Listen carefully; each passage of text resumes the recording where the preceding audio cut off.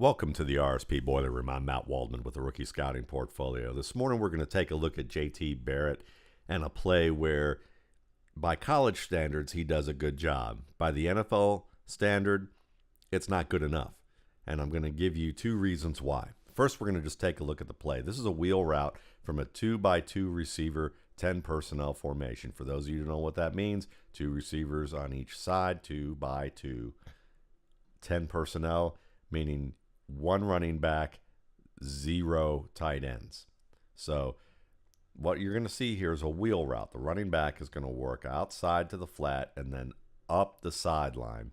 And this is usually a very effective play when you can catch the safeties in a coverage that ignores the running back out of here, or that the linebacker or a slot defender is covering the running back in the flat, expects to be taking on the flat route, and the runner pulls up outside the sideline, up the sideline, and basically destroys the defender's angle to the flat. And that's what happens here. This inside defender comes downhill thinking he's covering the flat route and that he's going to be able to cut off the route to the backside hip, and then the running back works outside. The safety is over here covering this shallow crossing route, and there's a wide open space here. Makes the catch. Good play. First down on 3rd and 3. Early in the first quarter, they are rolling. That's nice, okay? Good for the college game. But from the pro standard, it's a whole different story, because 9.95 times out of 10, you are probably not going to have an opportunity where the running back is not going to get some sort of safety coming over the top with this simple of a play. With these dual crossing routes that you have working over here, this safety number 30 comes working across. The only safety or defender that seems to notice that the flat defender is going to struggle on this wheel route is the backside safety, who's also covering a shallow crosser. He ends up seeing where the quarterback is because he's looking downhill. He looks up and changes, and just before he came out of the screen, you could see him look at the quarterback who's throwing the ball deep. And then he comes over the top, and he might have caught him about 15, 20 yards later if the trailing defender who was covering from the beginning didn't get a hold of the running back's legs and dropped him.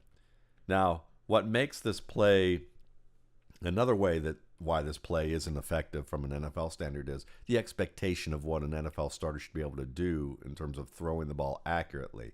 Because look at this. Barrett is watching this play all the way. He's watching the running back all the way through this. Somebody in the defensive backfield in the NFL is going to be reading his eyes, and they're not going to take the crossing route, and they're probably going to peel off and help here. And if you are that accurate, I mean, if you are seeing this and you have this type of separation already early, one-on-one with no safety help over the top, as a quarterback, you need to throw this accurately.